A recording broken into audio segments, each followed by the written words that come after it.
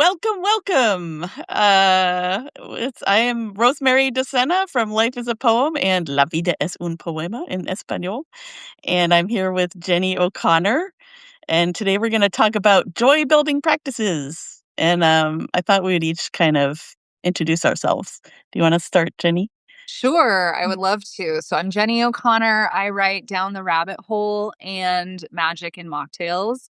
Down the Rabbit Hole is my sort of nonfiction self-development publication, specifically for multi-passionates. So people who feel pulled in 1,000 different directions with their creativity. Yeah, you know if you are one, if you know kind of thing. And then Magic and Mocktails is my kind of the focus for this year. It's my personal essays and fiction. And it's really requiring me to flex some new muscles because I was very, accustomed to writing in that other style. I do that for clients and everything. And like learning to write fiction all over again has been a really interesting journey. So I'm very excited to be here talking with you today. Now, you introduce yourself. Well, first, mocktails. You're actually including mocktails in your posts. Yes. And that is because in 2025, I decided to stop drinking alcohol or really become an intentional drinker, which doesn't mean never. It just means Yeah. a lot less than I used to. So I started creating recipes because I used to be a bartender and I just didn't want life to get boring. so Well, so I'm I have like, mocktail recipes on yeah. there, and I have many, many more in the hopper. But the photography takes a long time, so Oh.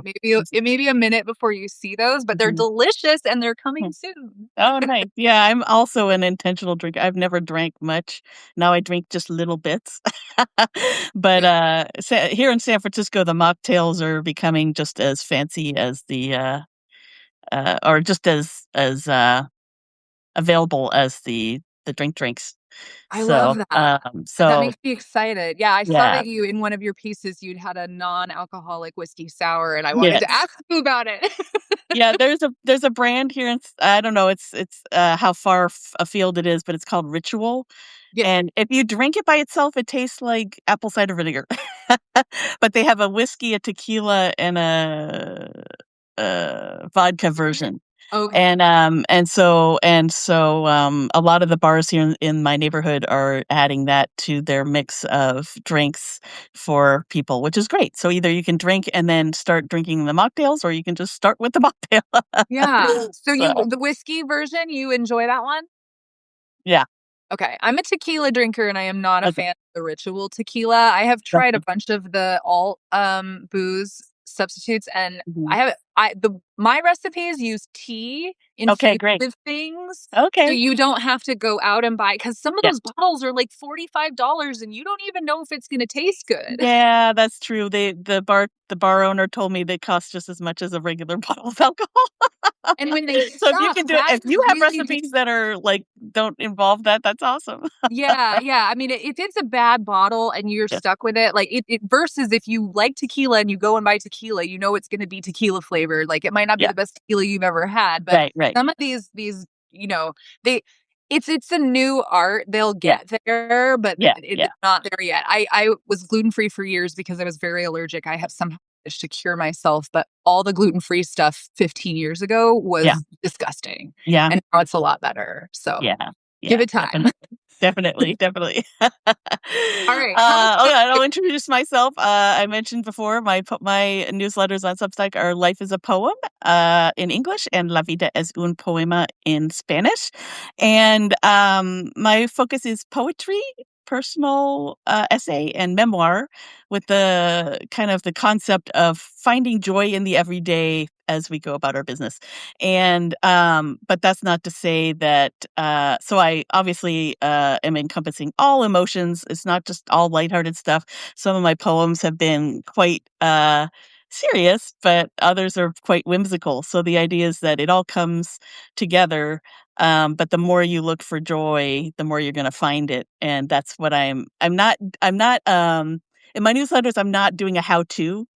Like, I haven't really at that point gotten to the end of like, and this is how you should do it. But my idea is I go around town, I learn my little lessons, and I share it with you, and hopefully that'll be inspiring and something joyful and fun to read. So Yeah, you're leading by example, so yeah, I like that. Explain to me that you are not a native Spanish speaker, right? I am not. So I took. I'm gonna write it in my little memoir pieces. I started it and haven't quite fleshed it out. But the story is that I've always wanted to be bilingual, even since I was 6, 7 years old. And I'm Italian American. I'm an American mutt. I've got all of Europe, Germany, France, all that. But the Italian family was closer to me. But they didn't. It was like assimilation. So they didn't speak it, even though my grandparents were fluent. By the time I came along, they were not speaking it. So, but I was begging people to speak Italian to me, when I was a little kid. And I had a best friend down the street from me who had moved from Florence.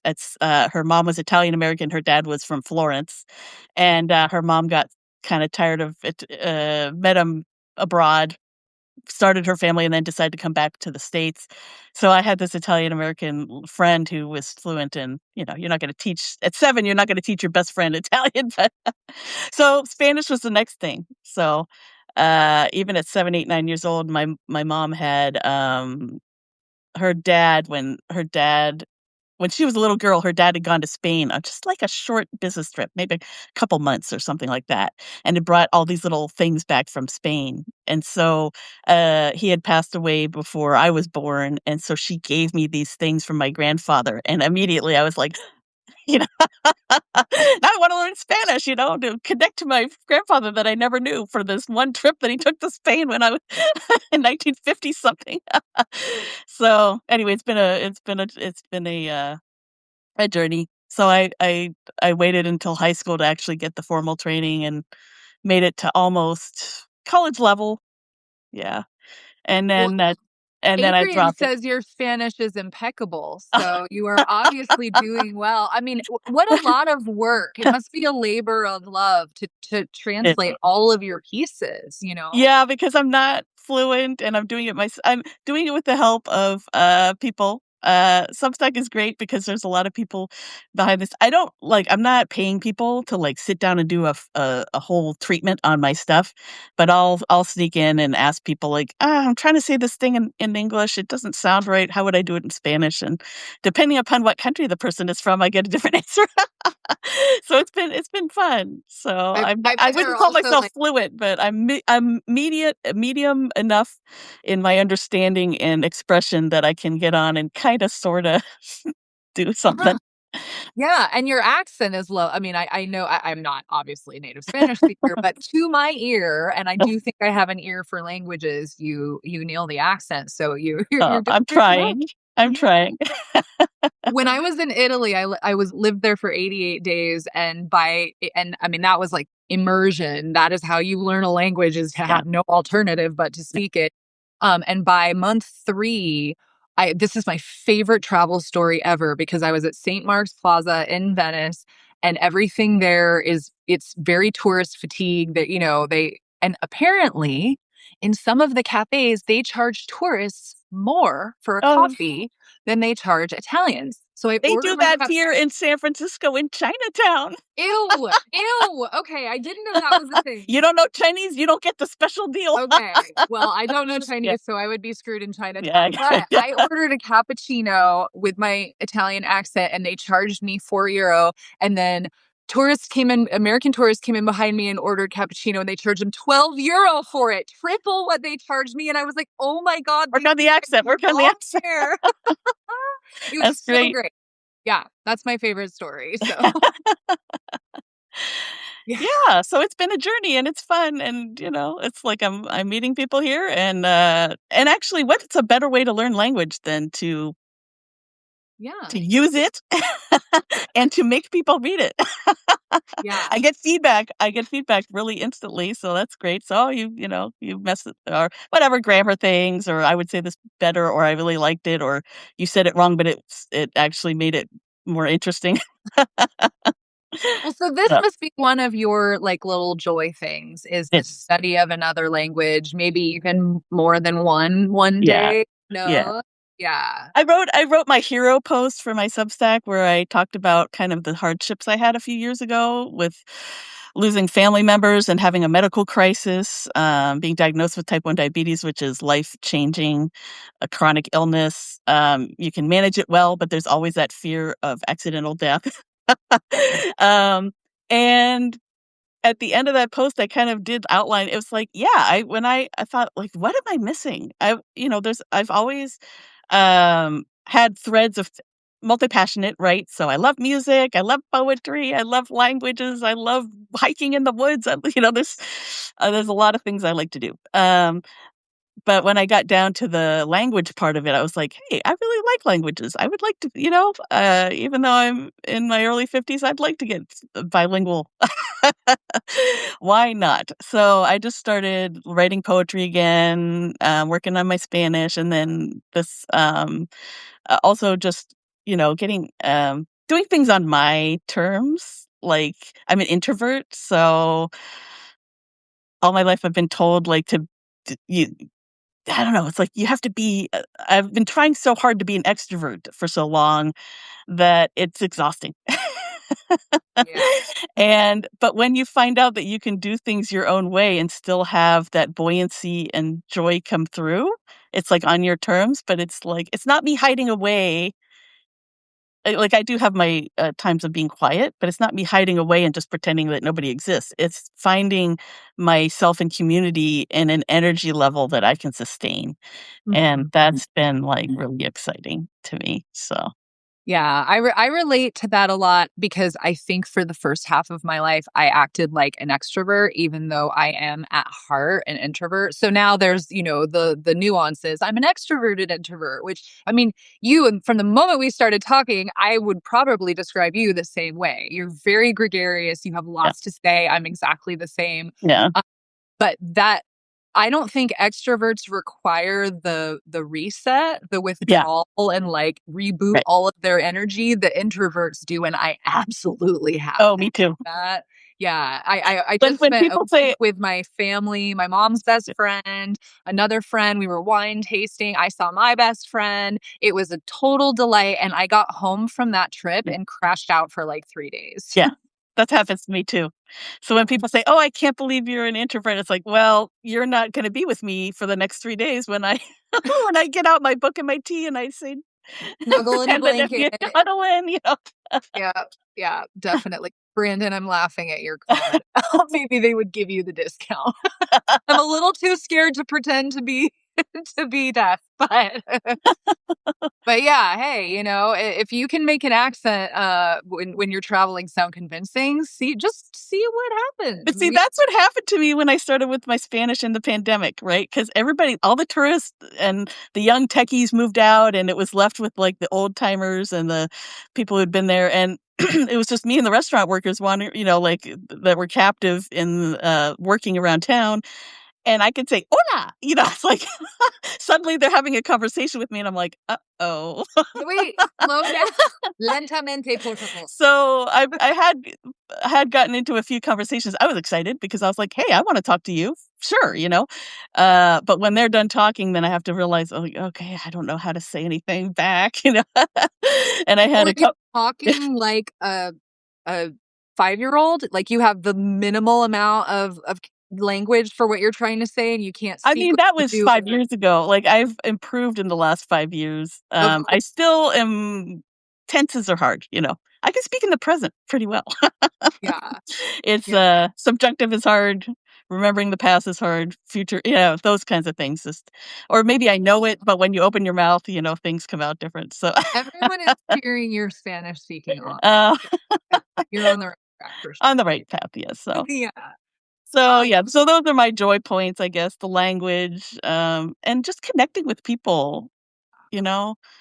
I didn't realize I've had boyfriends for, long-term relationships for years, and when you focus on one person because you're working hard, it's like, you go to your job, you do all the things, you're trying to keep everything together, and then not that it wasn't social, I had church community, I had friends that I saw, but really, like, being on my own, I had to find out what kind of connections I wanted to make. And I think I found I'm kind of getting into the groove where I'm like, okay, I can, this community is, I'm not an introvert that will be like all out and then go away for 7 days, you know? What I find for me, which is interesting, is I need a little bit of connection every day, a little bit of silence every day. Like, I just need, like, a little bit of all of it every day. So if I do too much too hard on either end, then I kinda teeter over. But, so it's kind of exciting to find what's right for me. Yeah. Yeah, quality time is my love language, and I feel like that kind of flies in the face of introversion, like, those things don't seem that like they go together, but that is just I would rather than having the TV on or going and seeing an event or doing something exciting, I like to sit across from another person and look into each other's eyes and have a conversation is truly what fills my cup. Yeah, me too. So, One yeah, up one. but Mhm. but then I just have to go away for a while. Yeah, yeah. Yeah. And think about things. I like to ponder things too, you know?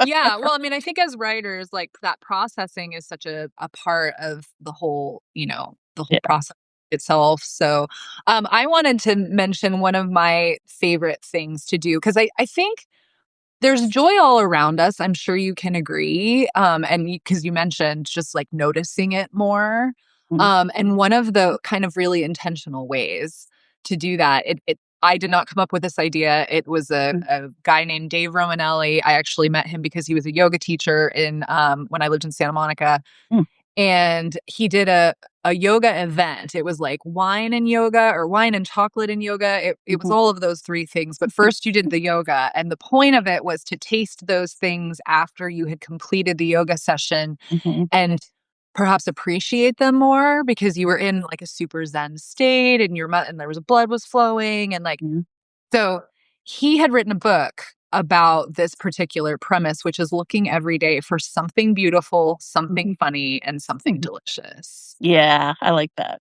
And I just love that because I think that a lot of people have, maybe their gratitude practice, like think of three things you're grateful for before you go to bed, or like, what is one thing I'm proud of today? But I really like finding things like that and using Mhm, that as sort of your yardstick for going mhm. through the day and like plucking out that moment. Oh, this was the funny moment today. I Yeah, belly laughed. It felt good. And yeah, it's just good for people who aren't in the habit yeah. of like seeking joy necessarily. Like that is a great way to sort of introduce yourself, I think. Yeah, and I think I like the idea of, I mean, because I've also do gratitude lists and those kinds of things, and they are helpful to a point, and, but I think that what you're talking about is more sensual, it's more in the body, you're looking, you're feeling, you're sensing, and that kinda brings that, it just grounds you a little more Yeah. into the feeling. I am a very cerebral person, so I have to be careful because I could just write things, but am I feeling it? Am I sensing it? I haven't done yoga for a while, but it's kind of on my list because I need that grounding with my body, to kind of get out of my cerebral brain, even if it's like I'm happy and I'm writing about it kind of thing. There's something I different, and I have something Yeah. similar where okay, I live in an urban environment, so there's a lot of people and animals and children around me, etcetera, but just, like, going for a walk, I've always been a fan, my family always we always did walks around the suburban neighborhood, we just go I take my dog just around the block, 1 quarter, like, 1 city block or whatever, and you're looking at the birds, you're paying attention to the trees, maybe a neighbor says hi or doesn't, but when you, like, just slow down enough to, like, look around you and to pay attention to a thing, whatever that thing is, whatever grabs your attention, it just, I find those are the ways I can kinda slip into feeling more calm, finding a thing to be joyful about, whether it's a bird chirping. The robins are coming out and chirping away in the mornings, and they may be like a common bird here in America, but, my heart sings every time I hear a robin chirping in the morning. They're so sweet. So little things like that, just paying attention and then the more you do it, The more you do it. the more you do it. But Yeah. then also, like, okay, I'm in an, again, urban environment, but, like, I've been depressed before, like, in my teen years, I was super depressed and everything was so inward, and so, like, I wouldn't even notice if people were walking by. If somebody came by, "Oh my god, are you okay?" Because they saw the cartoon, like, storm Cloud. cloud above my head, you know? And I've had some of those experiences. But when I'm not even thinking of being an extrovert, right? I'm just walking around town going, "Oh, I really liked that bird song today," or, "I really enjoyed the blah, blah." People notice it. And then suddenly it's like it's not a forced thing, like, go smile and say hello to 5 people, you know? It's just a natural outcome of being in the moment and finding a moment to enjoy. Yeah. Yeah, absolutely. The more woo-woo practitioners would call that your aura, but your aura Mhm. changes Mhm. to something that is attractive to other people when you are full of appreciation yourself. It's just true. I mean, you know when you're having a great day, like you have all Yeah. these great conversations and everyone Yeah. seems really nice, and Yeah. that it's a thing. It's Yeah. really a and it makes me I love that you're like robins are common and why would this be a point of joy for me? But I had a moment this morning on my walk. I had to get out before our talk because it is like ungodly hot here today. Unusually hot, right? California got a little heat wave all of a sudden. Yeah, it was 100 degrees yesterday. It is Oh. February. I live in the desert, Oh, okay, so okay. but I'm terrified. If it's this hot in February, I think it's gonna be like 190 in Yeah. August. So it really scares me. But anyway, I was out for my walk and there was a duck in front of me. I live on a golf course, so there Okay. are ducks around and I was just admiring, I know this sounds so ridiculous, how ducks walk, how funny it is, how their little butts move. And I just like followed him and appreciated Mhm. how cute ducks are. Yeah, right? And I'm so grateful that I have cultivated that within myself, Mhm. that I can like stop. There's so much noise in my head, Mhm. with the world is noisy and not to mention for multi-passionates, I think there's more noise because there's so Yeah, many things pulling you in a million different directions. right. And to be able to sometimes just stop and notice how cute a duck looks when it walks Yeah, is a gift. So I'm yeah. that is my writing for down the rabbit hole. It is a little bit how to sometimes. Mhm. Like Yeah. how for you, if you want to cultivate this practice, here are some Mhm. steps that you can take. So Mhm. yeah, I definitely think like if I can teach people to notice things that bring them joy, Yeah. I'm here for it all the way. Yeah, and then just so the other thing I did it started during remember long ago in the pandemic, at the beginning when everybody was cordoned off and people were dancing on the roofs and singing to each other from balconies and doing all this stuff and, because we couldn't be together, right? And then that was the first time that I've ever had the opportunity to work from home, so I was by myself. I was actually, with my diabetes, I was happy to just be a little safer physically away from people. But, so I started dancing on I call it my almost roof because, in San Francisco, all the houses butt up against each other. So my landlord lives next door and he put a gate on our roof so we can't, so nobody can come in and steal his stuff. But, there's a little landing right before that, and it has a view of San Francisco, the Golden Gate Bridge and everything, and I would just go up there and have this little square to move around on, and, so I'd bring up my music, bring up my coffee, look at the Golden Gate Bridge, see what the fog report was, and do a little dance, and it wasn't I'm not trying to show off, I'm not, like, trying to be, like the woman in the nightclub, in the cage or whatever, but, I started doing this on a daily basis, and suddenly, like, neighbors are saying hi to me, like, people are waving at me. I met these neighbors across the street. This little boy was watching me he was just learning to walk and Oh, stand, so he was leaning on his glass window and bouncing up and down, watching me, dance and everything, and so, long story short, I all through working from home, I was doing that, and as the world woke up and started getting back to the routines, I was like, "Oh, but, like, I don't wanna stop doing this," you know? This has become a routine, it's like everybody went in and started doing their normal thing, and I'm like, "Well, why aren't we still dancing on the roofs? Come on out here." we should be. We should be. I love that. I used to have a podcast, and probably my favorite person I ever interviewed on the podcast was this guy. He owns a healthy green, like, you know, that AG1 Athletic Greens, the Okay. supplement. Yeah. He has his own version of that. Mhm. And he was talking about how he would spend every morning, he would go outside and he would turn on music, like speakers that came out from his window, and Okay. dance, and that's how he Mm. started his mornings. And I just remember thinking that guy's energy was the kind of energy I wanted to be around all the Yeah. time. And I think it has something to do with the dancing. I really do. Yeah. I think that is such a great way. In fact, if you one of my favorite things to do before an interview that's like I'm nervous about is to turn music on and like just absolutely go crazy and rock out. And it's Yeah. weird how that can like cycle the stress Right. out of your body, you know? Yeah. So for all the reasons, for the Yeah. joy, for the stress, like we should dance Yes. more. Movement helps. Yeah. Yeah. I love that. That's really great. Yeah. So another thing that I like to do, and this goes back to just noticing joy more. And I wrote a piece on Down the Rabbit Hole called Train Your Brain to Be Rich, because Okay. it really is true that what you start to pay attention to, you notice more of. And Yes. the like scientific example of this is you decide to buy a new car, you do a bunch of Yeah. research on that car, and now you see that car everywhere, even though you Yep. never used to see it at all. Yep. So it really is true that you can train your system to look for things to be happy about rather than for things to be Mhm. sad about. There's lots Mhm. of things to be sad about, but let's just train our brains in this other Mhm. direction.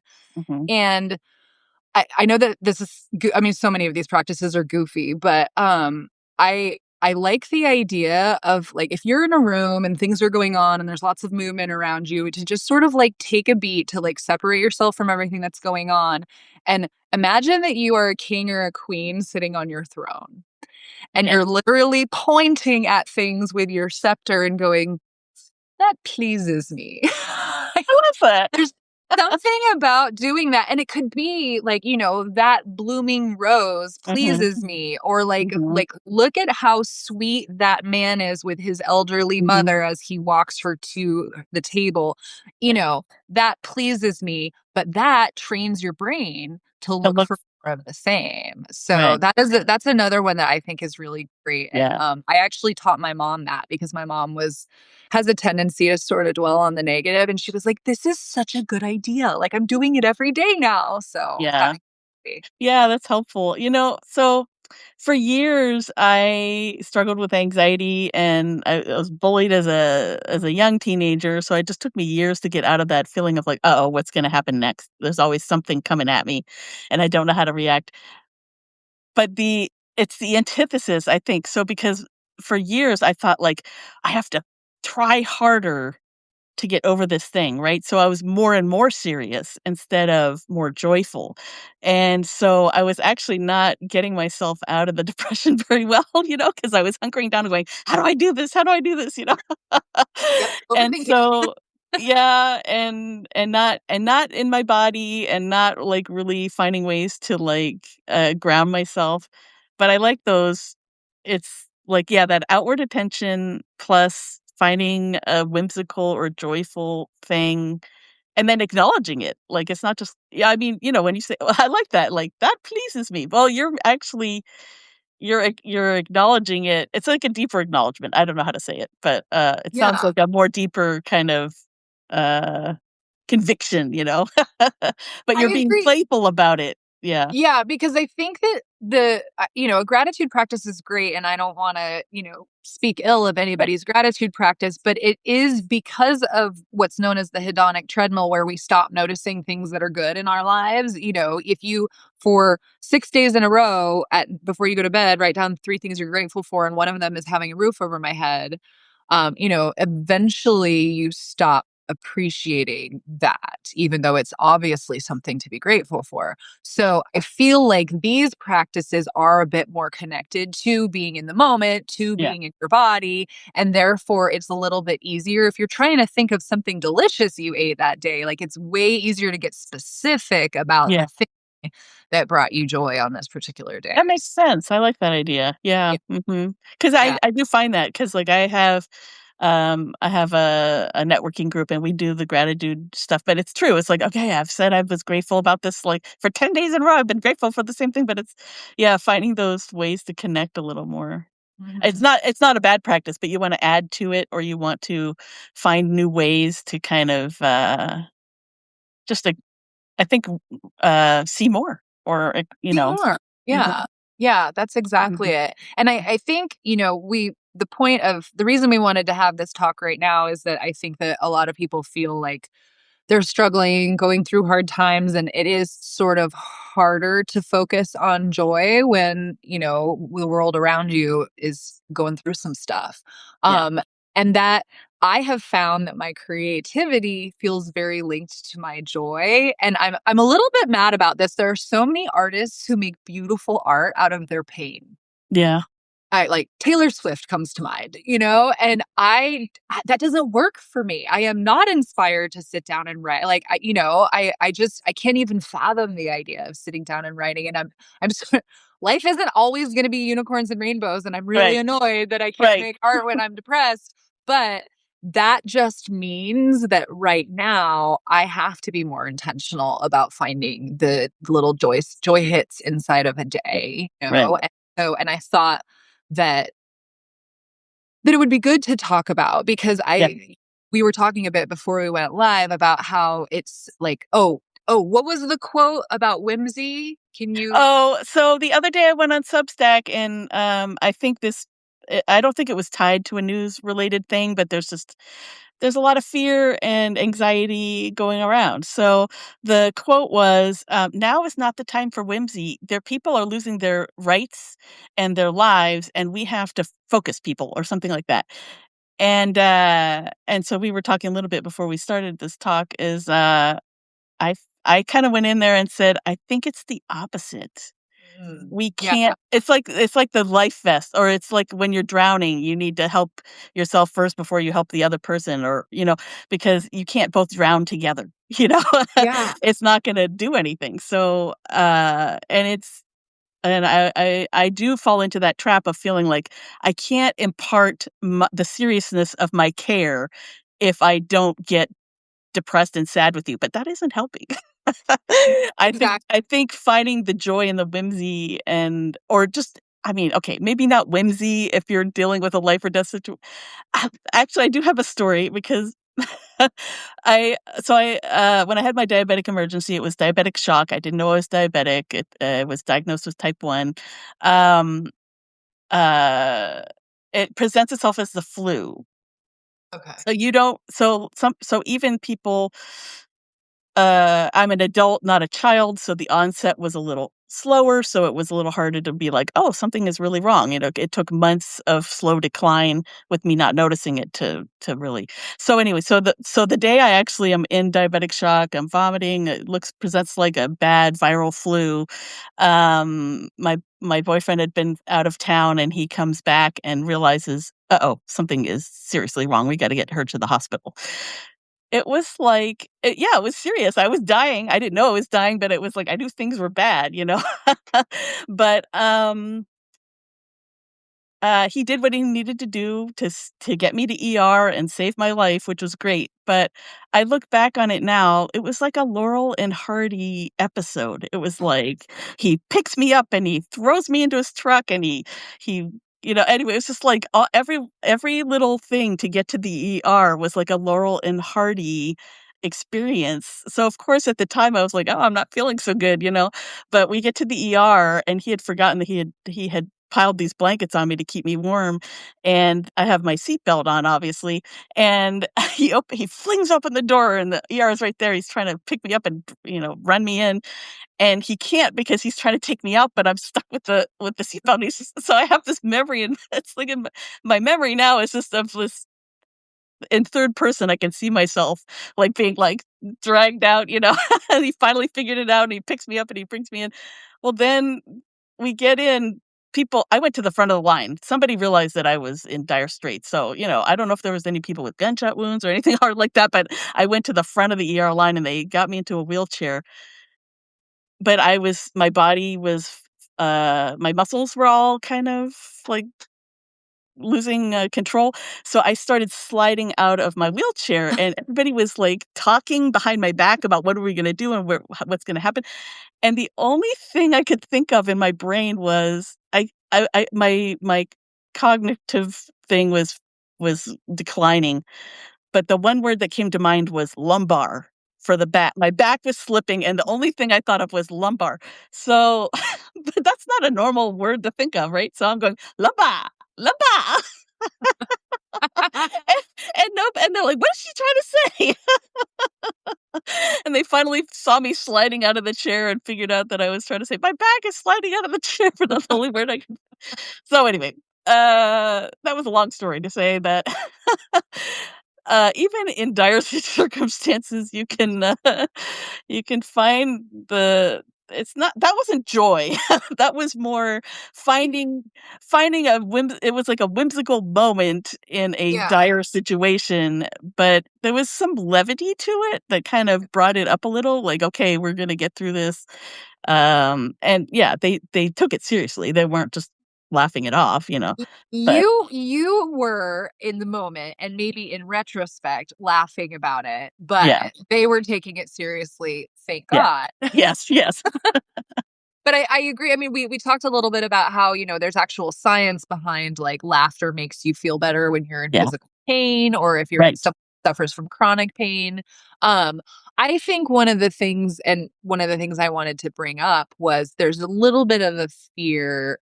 Like the whimsy is for me. Like Yeah, I need to have, and even if it's not about joy in times when joy is hard to find, even right, if it's just about escapism, like, right. that's okay too, Sometimes a fiction is where I go when the actual real world is too much to be in. Yeah, That's all okay. But there's a little bit of a fear, and I'm wondering if other people on the platform are feeling this right now about publishing something that feels whimsical or lighthearted or not mhm, about what's going on in the world right now. Like, am I being tone deaf? yeah, So that is a real apprehension, and so I think right now is trying to find that balance between like I need this to stay sane, I need this for my own mental health, but also what's appropriate on a platform like Substack if you publish on a regular basis, that feels I'm not diminishing what's going on, but right, here's what I have to do for my own well-being. That right, kind of balance is hard to find. Is there yeah, anything in particular that, like, you have done that has helped with that? yeah. I'm just thinking, so for me, like, my Substack, I'm trying to get a little more regular with my posting, but it's like it's got a little bit of everything. It's not all about. I'm sharing, experiences of losing a loved one and my health experiences and, breaking up with a boyfriend or whatever, those kinds of, like, heart-wrenching moments, and then there's more whimsical moments and more thoughtful I'm trying to get all of the kind of feelings. When I start doing my memoir, I do want to focus on finding, even if it's about something like what I just told you about my, medical emergency, finding, those moments that you can kind of turn it into something that's, um, more positive, but, what I'm thinking now is, so Substack, there's some great, as we know, we all gravitate towards, there's so many people to choose from here in Substack to follow and read and listen to. Um, but for instance, even in the poetry community on Substack, I'm just amazed at the diversity of expression. And Mhm. there's a guy on here, oh, what does he call his Substack? His name is Josh.co, and he is a, veteran, and he is writing, and talking about war poetry. And, but he also has he has a podcast every Friday, um, Poetry on Tape, I think, because, he, like me, is a Gen Xer, and he's sending people, poems on actual, cassette tapes. So Oh, he wow. talks about going analog, and so he has a lot of that going on. So here's somebody who's doing something, he's speaking a truth, he's sharing a perspective that is needed right now, and, he's talked about how, actual people who come to him in private say, I can't like say that I like this in public because I'm still in the military or whatever. It's like Mm, he's talking about things that like,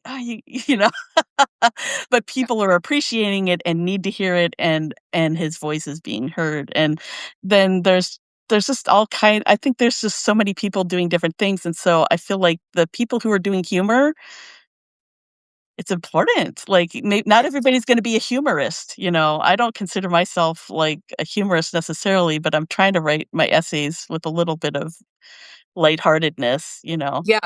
Yeah, Um I love that you mentioned that because Brandon commented that he, sometimes worries about that himself, Mhm. writing more serious pieces about the queer community. And Yeah. the reaction I wanted to have to that, Brandon, is that like, I mean, I am not part of the queer community. I am obviously an ally, but I love the levity that it is in your stuff, and it's so necessary. I think that the what I'm getting out of this conversation is that we need all of it. We need Yes. all of the things right now. Right. And that fear that what you are putting out right now is tone deaf, is like all of those other fears that creative people have Yeah. that that we shouldn't have. Like, Right. for instance, in the very beginning, when I first started writing, I was like, what if people don't like this? What if I have haters? What if somebody is offended? Maybe I should change the way I'm saying this. And what I have learned over time is that no one's even paying attention at first. So you can do Yeah. all of the experimentation that you want, because by the time people start paying attention, You're it's finding down your the voice. line a ways. So Yeah. you should have been having fun Mhm. all the way. And, You when should I still had be having exactly, when I Yeah. had my little bit of success here on Substack when I first got here, the haters came out of the woodwork. I had Mhm. 2 posts go viral, and it's amazing the stuff that people, like, come up with to be Yeah. mean about. And it doesn't matter. I couldn't have said I mean, I Yeah. could have said it differently, but Yeah. just thinking about those things, worrying about those things is always at a detriment to the art that we're creating. And I think Yeah. that the point of this conversation is to prove that, like, just put it out there, just keep Yeah. making things. Because what we really need, what the world really needs, what the United States really needs Yeah. right now is people giving their art. I don't want to say away for free. You do you, Yeah. however you Yeah, want to right. do it, but putting it out into the world Right. so that we can have that escapism. We can have those Yeah. moments of levity. We can feel seen because someone has just said something that are the exact words that are in our minds that we just Right. can't formulate. Right, exactly. Yeah. Yeah, that's really Yeah, important. I think that's important. I think we all have a voice. And the serious people, I mean, the news people that are the independent journalists. I have a neighborhood friend who is a artist and activist. We have some things going on in our neighborhood that need action. And she's not afraid to just get up there and I think she started a Substack, but anyway, she hasn't been afraid to get on the socials and just say, "Hey, I need you to come down here. We need to go to City Hall and we need to tell them blah blah." And every we need. And I actually recently did thank her for that, because I work full time. I don't have time to do all the things. I can call my senators. There's some things you can do if you feel like you want to make a difference. But actually, also, we each have our own role. And for me, like, for instance, just talking to neighbors in my neighborhood and people seeing each other in the moment, that is also like a huge gift. And I may feel like, oh, okay, all I did was say hi to some woman and her dog at the bar, but that reverberates. Those things reverberate. And I feel the same with our writing. We each have I think if we're called to write about it, then it's our thing to say, and there's gonna be Mhm. somebody who needs it, so Yeah, whatever that is. And they're always fiction is needed, like, fiction is super needed right now, and yeah. humorists are needed. I also subscribe to a lot of these independent journalists leaving mainstream media, because that's also important. They're doing really important work. The freedom of press is being challenged here in the United States. Mhm. So, yeah, so I think there's a place for all of that. Yeah, yeah, I really agree. There's one more thing I wanted to touch on about Mhm. when you feel like because you mentioned having battled with depression in your past, and Mhm. I have as well. The most recent instance of this was when I had sort of like a nervous breakdown in 2023.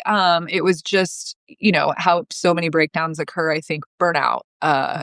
You're doing everything and nothing's working and you run out of steam.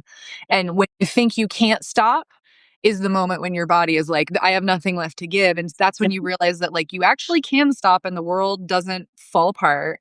Um, Yes. but finding your way back is such a challenge. Obviously, like these practices for noticing more joy in your life are really helpful. But I have to show you this because I'm Mhm. very proud of it. I created a joy bingo card. Oh, okay. All right. I like So the that. things on here, you talked about how some of the things that you need in a day are like stillness and Mhm. stuff. So I even have I became still is one of my Mhm. cards. I stretched. I did something luxurious, like that could be took a bath in the middle of the day on a Wednesday, you know? Mhm. I have a couple on here that are with my cat, like I played with my cat or I cuddled with my cat. But if you have things you love, things that you like to treat yourself with, like when I go to the grocery store, I like to buy raspberries because growing up, my mom said berries were too expensive, and now it's just Mhm. a little luxury I let myself have. You can create a bingo card out of those things for when everything sucks and you Yeah. just don't even think you can possibly get out of bed today. I think Right. that just trying to put a couple Mhm. magnets on your bingo board Mhm. are really I feel like it's sort of what saved my life. So I Yeah. definitely wanted to mention it Yeah, before. definitely. I like that idea. Yeah. Yeah. Yeah, all any That little helps. things. I think play so the playfulness too, like, and having, like, I don't know, like, I like, I'm single, so, like, if ideally, if I had, like, a family with me, I would be like, "Let's play some games," you know?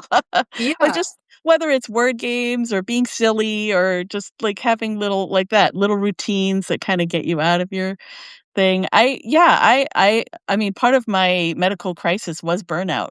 I had pushed myself too hard, also didn't understand that I had underlying health issues that were making it worse. So pushing and pushing and pushing, plus the health issues that I didn't were unrecognized, just brought me to the brink. And it took a good so this is 2013 was the year it all fell apart. My mom died, my boyfriend died, I almost died. It was just like lost the job, I mean, it's just like it just never ended, you know. Yeah. But so it was very hard to, like, bring myself back and rebuild my life, but I did one day at a time. It was like yeah, and so it did take me a little bit of time. I did have a partner at that time who was he was older than me, he had been through more life challenges, and he was able to, he just had a few more on his on his back, and so he was able to kinda give me some perspective. It's like, "Okay, you made it through here, you're not dead," you know? Yeah. But, finding those little and I was grateful because he had we had these whimsical moments together. We could spend some time together, finding a few minutes, throughout the stress of the day, dealing with doctors and job interviews and all the things he had to do to bring myself it's like, if I could have taken I met a diabetic who had been able to she had a crisis like me where, like, her partner passed away, and then she had a medical crisis, everything happened, and she was able to get on disability for a year to kind of rewrite her life. But, the challenges of getting through the system to get approved were just so overwhelming. So, yeah, in a perfect world, I'll be like, "Yeah, I would have had a year to kind of get my health together, figure out what I'm doing," you know? But no, I had a financial crisis, a medical all the things. So, I love that idea, just finding these little ways to and also specific to you. I mean, what makes you happy Exactly. isn't gonna make me happy or whatever, you know? It can be super specific and weird, and it doesn't have to be huge, but yeah, but so I had another experience, it was I threw out my back a few months ago, and I was in a lot of pain, and it was during a holiday, and that sucks. You know, it's like you're canceling Thanksgiving because you threw your back out and you're stuck in bed. And, in that case, I had a cousin who lives on the East Coast, so he stays up later than I do. I mean, he stays up later for East Coast, and so he knows he can call me because 'cause I'm in an earlier time zone. Right. And I literally he was having a chill holiday, and we just told stories and made each other laugh.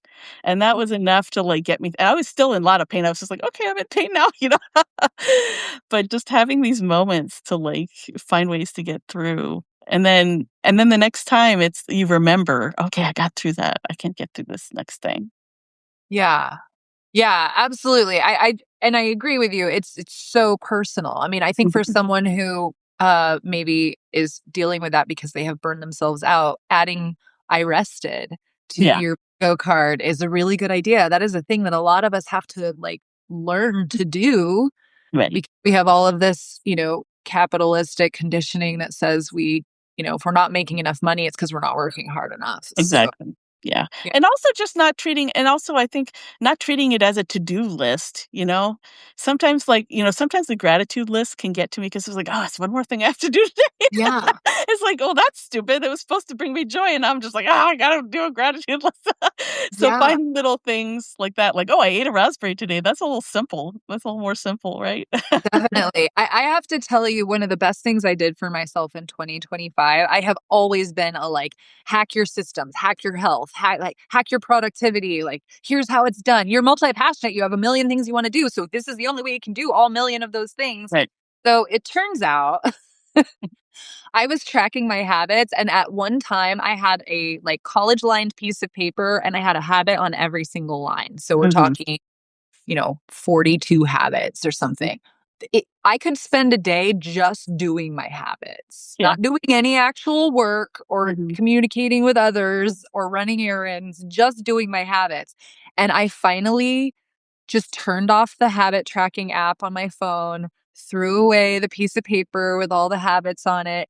And I kid you, I don't know why that was such a drastic thing to Mhm. get rid of. I just because I didn't realize how in so many tiny little ways I was beating myself up for Yeah. not completed everything on that list. And that I still take my vitamins every day, even though Mhm. I don't have a list with a checkbox that I have to Mhm. check. Mhm. I just like myself so much better. Yeah, yeah.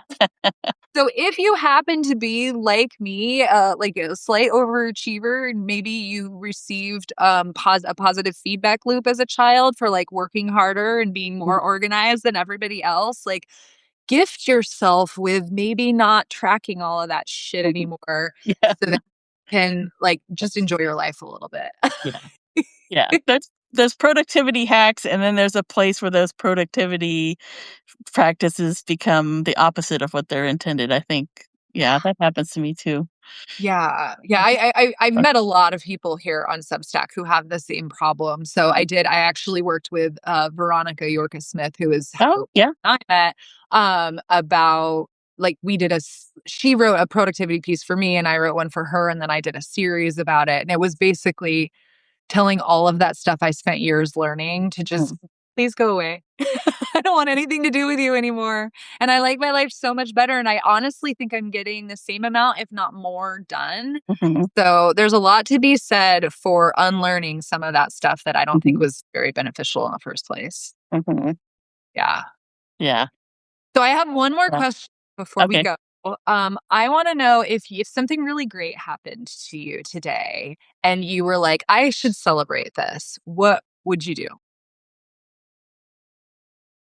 So, my life is pretty simple these days, like, um I like to be within my community, so, actually, whether I have something to celebrate or not, I love that. so my thing is, like, I started doing this more when I was working from home, but I just make a point to go to a cafe, and either I bring a book or, maybe I'll get into a conversation. Last night, I went to a bar, and I was by myself. I brought a book. I was just gonna chill out before going home after work, and, some guy next to me on a date with his girlfriend says, "Oh, you had the same dish as me. How did you like it?"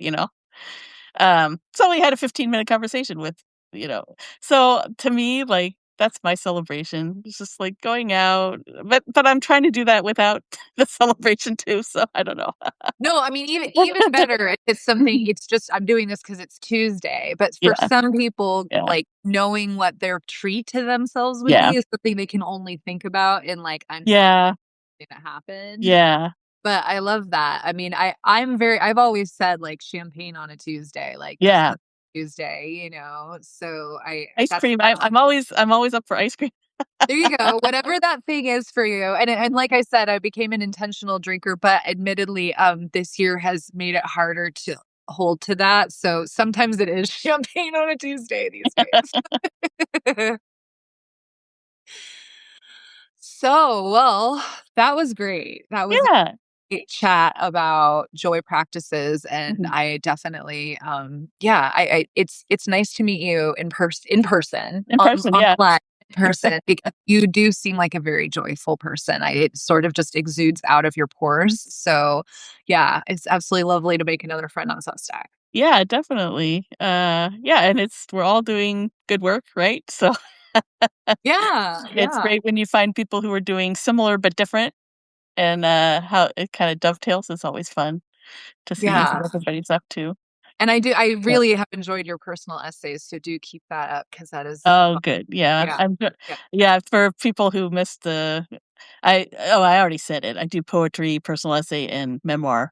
But hopefully, the goal for this year is to get a little more secure in a not rigid because I have a day job. But if I could have a poetry day, a personal essay day, and a North Beach Stories community day, that would be cool. So That's so ambitious, so I wish you the best of luck. I know all about making, like, proclamations like that. I'm gonna send yeah, I mean, I'm still working on publishing a piece that I did a month ago. So well, you're also translating every piece, right? that is true. So the translation takes time, and that I did not anticipate how long. But also, I'm doing it in English and Spanish, and then I think audio is very important. I do have friends who don't see very well or don't want to read or for whatever reason. So not every post, but I try to put an audio of my poems or even my essays in there, and that just takes extra time. So it's okay. I like the result when it comes out, but I just have to be okay. It's like I'm not just slapping up like a poem a day kind of thing. So it's okay. But it's clear that this is all labor of love, you Yeah, know? I can see that when I read your stuff, yeah, so and I just hope that for the people who are on Substack actively, that that's what it continues to be, because when it stops, that's the saddest thing ever, so as long as we just keep doing our stuff, our labors of love, right. I think that that is what the world needs right now. Yeah. So, and I enjoy your actually the kind of the joyful, whimsical stuff comes out in your professional and your fiction. So Thank I have been enjoying that. And I'm happy to try a mocktail. I'll let you know if I do. Oh, please do. Yeah. I think that my tequila base that's made with tea is closer to Mm, actual tequila than any okay. of the store-bought ones. So you'll have to let me know if you try them. Yeah, sounds good. Yeah. Well, thank you. And thank you to everybody who showed up. Wow, what a Yes, treat. thank you We had everybody. We got a good group. 5 people here. You guys are the best. And I hope everyone has a wonderful Saturday. I'm gonna venture out into this 100-degree heat to go to the grocery store. Pray for me. We're having a heat wave at like 70. San Not for Francisco. me, but for you. Yeah, right for us. Yeah. But meanwhile, I have friends on the East Coast who are like in a blizzard right now. Yeah, we got people in Yeah. blizzards right now digging themselves out. So stay warm or Yes. stay cool, whichever you need. And yeah, I love you guys. Thank All you. right. Thank you, everybody. Bye bye. Bye.